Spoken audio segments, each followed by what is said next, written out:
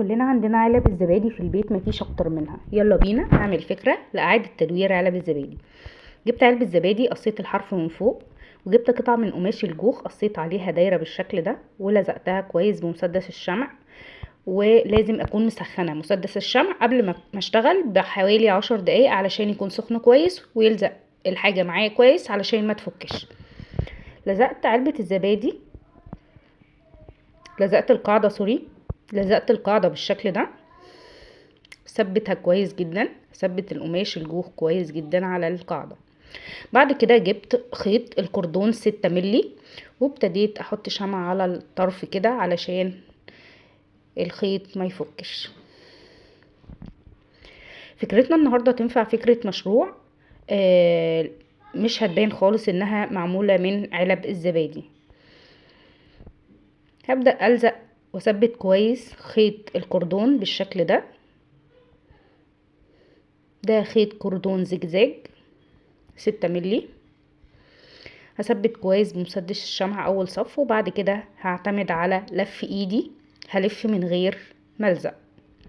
وما تقلقوش خالص من التكة دي، التركة دي مستحيل هتفك ومستحيل حد هيكتشفها. هنلزق كويس جدا اخر صف. احنا كده وصلنا للنهاية، هنثبت كويس اخر صف من الخيط اللي هو فوق.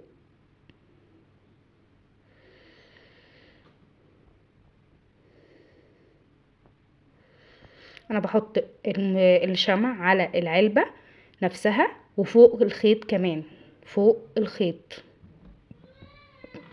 بنضفها بالشكل ده من خيوط الشمع. وهجيب قطعة الجلد اللي بتميز شغلي علشان شغلي يبقى زي شغل البراندات، وهلزقها بالشكل ده عند نهاية الخيط بالشكل ده. جبت نص كوباية من المية وكوباية من الجبس، وابتديت احط الجبس على المية بالشكل ده. ومهم جدا ان انا احط المية قبل الجبس، وبعد كده بنزل الجبس معلقة معلقة لحد ما الجبس يختفي معايا. احتاجت الكوباية كلها ورحت صبيته كده في العلبة بتاع البوت بتاعتي. سبتها تنشف شوية، سبت الجبس ينشف شوية، وبعد كده هحط فيها الورد اللي انا حابة احطه. دي كانت بواقي قطع ورد عندي موجودة في البيت، حبيت استغلها. حبيت احط الورد اللي هو الزهور الحمراء دي علشان تدي شكل جمالي اكتر. هنا الجبس كان نشف مني شوية فما كنتش عارفة احط الورد، فكنت جايبة حاجة زي ابرة كده او حاجة رفيعة بفتح بيها فتحة صغيرة علشان احط الورد بتاعي.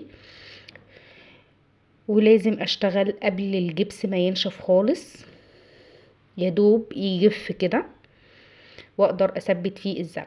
كانش عندي زلط للامانه، والزلط خلص من عندي، ففكرت ان انا احط صدف. كان عندي اصداف كتير فحطيت فيها الصدف كده،